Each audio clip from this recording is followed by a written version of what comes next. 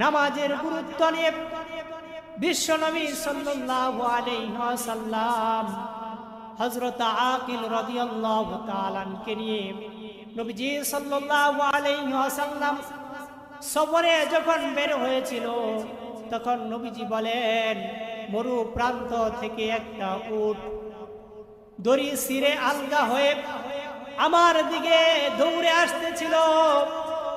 কিছুক্ষণ পর দেখি ওই উটের পিছনে পিছনে করে একজন ব্যক্তি তরবারি হাতে নিয়ে ওই উটটাকে দৌড়াইতে দৌড়াইতে চলে আসতেছে। আমার ভয় কাজ করতেছিল, আমার আশঙ্কা হইতেছিল, আর মনে মনে ভাবতেছি লোকটাকে তো আমি চিনি না, লোকটার সাথে আমার কোনো জমি জমা নিয়েও কোনো দ্বন্দ্ব নেই, তার সাথে কোনো শত্রুতাও নেই, লোকটা কেন তরবারি নিয়ে আমার দিকে আসতেছে? এমনই ভাবে উটের জবান খুলিয়া গেল। উটটা নবীজির সামনে এসে সেজদারত অবস্থায় নবীজি সাল্লাল্লাহু আলাইহি ওয়াসাল্লামকে বলেন, ইয়া রাসূলুল্লাহ, আমি আপনার কাছে বিচার দায়ের করতে চাই। আমার মালিক আমাকে যত্ন করে ঠিক, কিন্তু এশার নামাজ না পড়ে চালাকচর বাজারে মনোহরদী বাস স্ট্যান্ডে চায়ের দোকানে আড্ডা মারে, মানুষের গীবত করে বেড়ায়, কিন্তু এশার নামাজের জামাতে শরীক হয় না। এমনি ভাবে উটটা নবীজির কাছে নালিশ করতেছেন। এবার কিছুক্ষণ পর যখন ওই উটের মালিক তরবারি নিয়ে নবীজির কাছে চলে আসলো, এবার অভিযোগ দায়ের করলো, ইয়া রাসূলুল্লাহ, নবীজি বলেন, তুমি আমাকে ইয়া রাসূলুল্লাহ বলে সম্বোধন করেছো, তাহলে নিশ্চয়ই নিশ্চয়ই তুমি আমাকে চিনো, তাহলে তুমি আমাকে চিনা সত্ত্বেও কেন আমার দিকে তরবারি নিয়ে আসলা? ওই সাহাবী বলেন, ইয়া রাসূলুল্লাহ, কসম কসম খেয়ে বলতে পারবো আপনার দিকে ইঙ্গিত করে আমি তরবারি হাতে নেই নাই, আপনাকে উদ্দেশ্য করে আমি তরবারি নিয়ে আসি নাই। ওই উটটাকে আমি অনেক টাকা দিয়ে ক্রয় করেছি, অনেক যত্ন করি, তাকে অনেক টাকা পয়সা খরচ করে ক্রয় করি, তার যত্ন করি ঠিক, তবে উটটা আমার কথা শুনে না। উটটাকে যতই নিয়ন্ত্রণ রাখতে চাই ততই নিয়ন্ত্রণ হারিয়ে রশি ছিঁড়ে পলায়ন করতে থাকে। যখন উটকে প্রশ্ন করা হলো, উট বলতেছেন, ইয়া রাসূলুল্লাহ, আমার মালিক যা বলেছে সত্য বলেছে, আমার মালিক আমাকে অনেক টাকার বিনিময়ে ক্রয় করেছে ঠিক, আমার পিছনে অনেক টাকা খরচ করে আমাকে যত্ন করে, তাও ঠিক, তবে আমার ভয় হয় আমার মালিক যখন এশার নামাজ না পড়ে বাজারে বন্দরে রেস্টুরেন্টে আড্ডা মেরে চায়ের স্টলে আড্ডা মেরে সময় নষ্ট করে যখন এশার নামাজ জামাতে আদায় না করে যখন লেপ কম্বল নিয়ে আরামে ঘুমিয়ে যায়, আমার ভয় হয়, আমার ভয় হয় আল্লাহর আযাব যদি চলে আসে, তাহলে আমার মনে হয় আমার মালিকের উপরে একা আযাব আসবে না। আল্লাহর আযাব যখন আসবে শুধু আমার মালিকের উপর আসবে না, আমার উপরও আযাব আসবে। এই ভয়ে আমি তার ময়দান থেকে, তার ভিটা থেকে রশি ছিঁড়ে পলায়ন করতে থাকি। তখন উট থেকে ওই সাহাবী শিক্ষা গ্রহণ করে নিল। ওই সাহাবী ওয়াদাবদ্ধ হয়ে গেল, ইয়া রাসূলুল্লাহ, ইয়া হাবিবাল্লাহ, আমি মানুষ হয়ে আল্লাহকে চিনতে পারি নাই, একজন প্রাণী হয়ে, নিরীহ প্রাণী হয়ে তোমাকে চিনে ফেলেছে, আল্লাহকে চিনে ফেলেছে। ইয়া রাসূলুল্লাহ, খোদার কসম, কসম খেয়ে আমি তোমার কাছে ওয়াদাবদ্ধ হয়ে গেলাম, আজ থেকে কিয়ামত পর্যন্ত যতদিন দুনিয়ার বুকে বেঁচে থাকি একদিনও আমি নামাজ কাজা করব না। তখন উটটা আনন্দে চিত্তে তার পিঠের মধ্যে তার মালিককে নিয়ে লাফাইতে লাফাইতে তার ভিটার মধ্যে, তার বসত বাড়ির মধ্যে চলে যাইতেছিল। এখান থেকে শিক্ষা গ্রহণ করা উচিত, একটা উটের মধ্যে কি পরিমাণ বয় ছিল। এজন্য আল্লাহ তাআলা বলেন, ইয়া আইয়ুহাল্লাযীনা আমানুত্তাকুল্লাহ হাক্কা তুকাতিহ, হে ঈমানদারগণ, তোমরা আমাকে ভয় করো, ভয়ের মতো ভয় করো। যে ব্যক্তি আল্লাহকে ভয়ের মতো ভয় করবে, ওই ব্যক্তি কখনো অন্যায় কাজ করতে পারবে না, মানুষের উপর জুলুম করতে পারবে না, অন্যের জমিন আত্মসাৎ করতে পারবে না, অন্যের জমিতে লাল কেটে কেটে নিজের জমিকে বড় করতে পারবে না, প্রতিবেশীকে কষ্ট দিতে পারবে না। যে ব্যক্তি আল্লাহকে ভয় করবে, সে ব্যক্তি কখনো নামাজ চুরি করতে পারবে না। এজন্য আল্লাহকে ভয় করলে সমস্ত অন্যায়কে অন্যায় মনে হবে।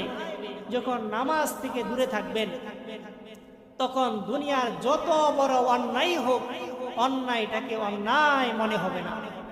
নেসাবের কিতাবের মধ্যে একটা কিতাব ছিল কিতাবুল কালউয়ুবি, যেই কিতাবটা কওমি মাদ্রাসার মধ্যে পড়ানো হতো।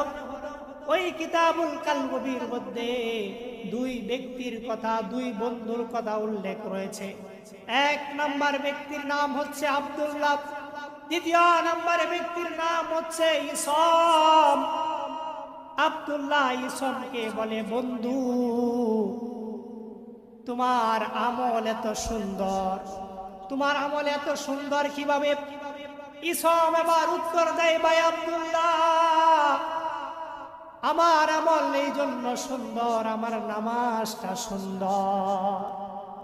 আব্দুল্লাহ বুঝতে পারল ইসমের নামাজ সুন্দর, এই জন্য তার আমল সুন্দর। আব্দুল্লাহ বলে, তোমার আমল এত সুন্দর কিভাবে? ইসম উত্তর দেয়, ভাই আব্দুল্লাহ, আমি যখন নামাজের মধ্যে দাঁড়াই, তখন সামনের দিকে আমার আল্লাহ থাকে, আমার আল্লাহকে আমি দেখতে পারি। এতটুকু যদি না পারি, আমি আল্লাহকে যদি দেখতে না পারি, আল্লাহ স্বয়ং আমাকে দেখতেছে।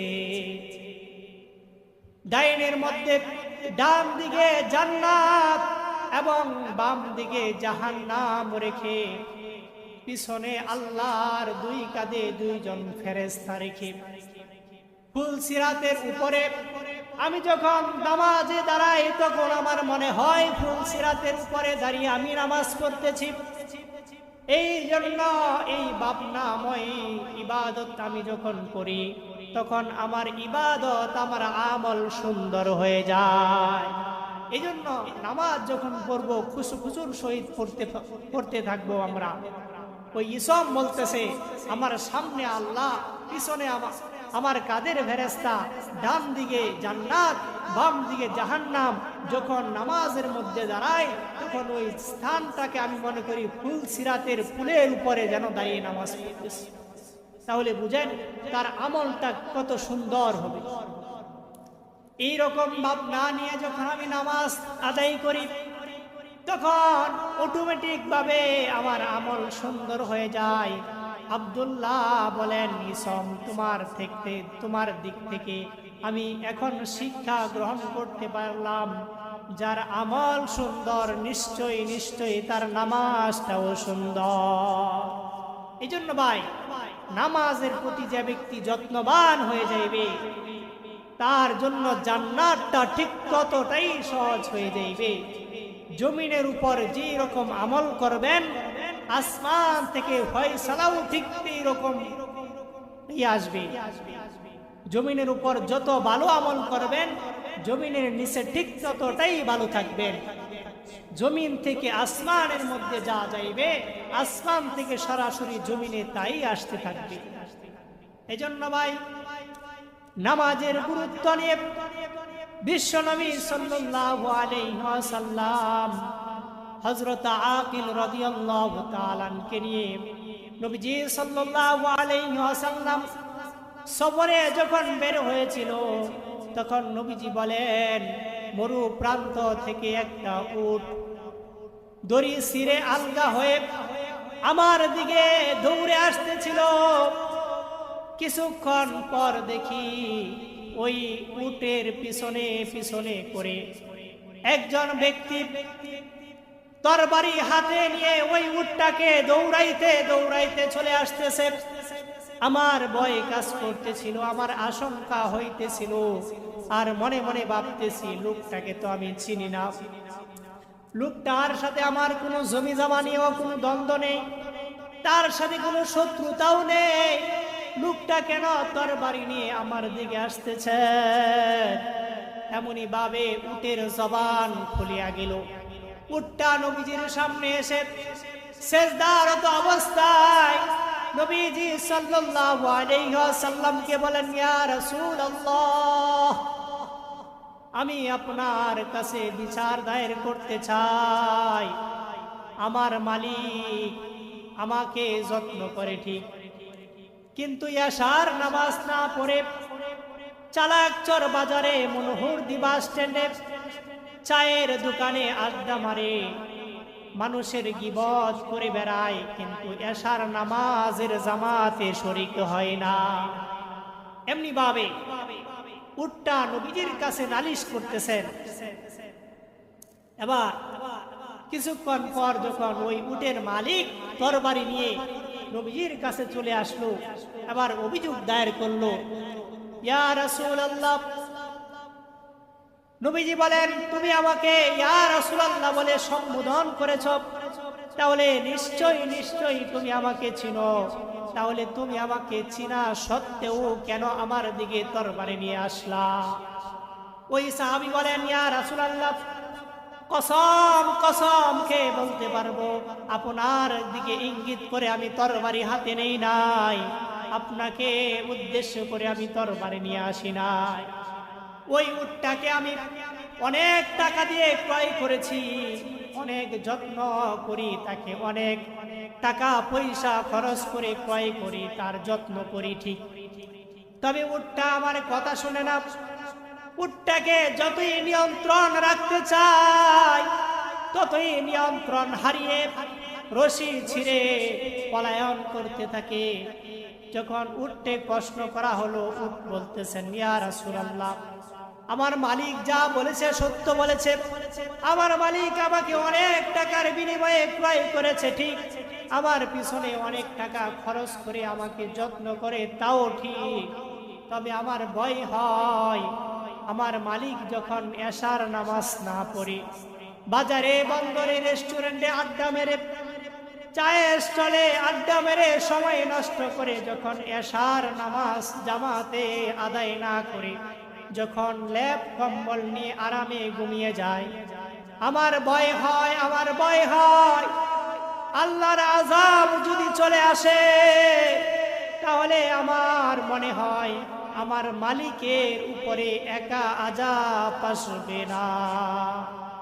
আল্লাহর আযাব যখন আসবে শুধু আমার মালিকের উপর আসবে না, আমার উপরও আযাব আসবে। এই ভয়ে আমি তার ময়দান থেকে, তার বিটা থেকে রশি ছিঁড়ে পলায়ন করতে থাকি। তখন উট থেকে ওই সাহাবী শিক্ষা গ্রহণ করে নিল। ওই সাহাবী ওয়াদাবদ্ধ হয়ে গেল, ইয়া রাসূলুল্লাহ, ইয়া হাবিবাল্লাহ, আমি মানুষ হয়ে আল্লাহকে চিনতে পারি নাই, একজন প্রাণী হয়ে, নিরীহ প্রাণী হয়ে তোমাকে চিনে ফেলেছে, আল্লাহকে চিনে ফেলেছে। ইয়া রাসূলুল্লাহ, খোদার কসম, কসম খেয়ে আমি তোমার কাছে ওয়াদাবদ্ধ হয়ে গেলাম, আজ থেকে কিয়ামত পর্যন্ত যতদিন দুনিয়ার বুকে বেঁচে থাকি একদিনও আমি নামাজ কাজা করব না। তখন উটটা আনন্দে চিত্তে তার পিঠের মধ্যে তার মালিককে নিয়ে লাফাইতে লাফাইতে তার ভিটার মধ্যে, তার বসত বাড়ির মধ্যে চলে যাইতেছিল। এখান থেকে শিক্ষা গ্রহণ করা উচিত একটা উটের মধ্যে কি পরিমাণ ভয় ছিল। এজন্য আল্লাহ তাআলা বলেন, ইয়া আইয়ুহাল্লাযীনা আমানুত্তাকুল্লাহ হাক্কা তুকাতিহ, হে ঈমানদারগণ তোমরা আমাকে ভয় করো, ভয়ের মতো ভয় করো। যে ব্যক্তি আল্লাহকে ভয়ের মতো ভয় করবে, ওই ব্যক্তি কখনো অন্যায় কাজ করতে পারবে না, মানুষের উপর জুলুম করতে পারবে না, অন্যের জমিন আত্মসাৎ করতে পারবে না, অন্যের জমিতে লাল কেটে কেটে নিজের জমিকে বড় করতে পারবে না, প্রতিবেশীকে কষ্ট দিতে পারবে না। যে ব্যক্তি আল্লাহকে ভয় করবে সে ব্যক্তি কখনো নামাজ চুরি করতে পারবে না। এজন্য আল্লাহকে ভয় করলে সমস্ত অন্যায়কে অন্যায় মনে হবে। যখন নামাজ থেকে দূরে থাকবেন তখন দুনিয়ার যত বড় অন্যায় হোক অন্যায়টাকে অন্যায় মনে হবে না।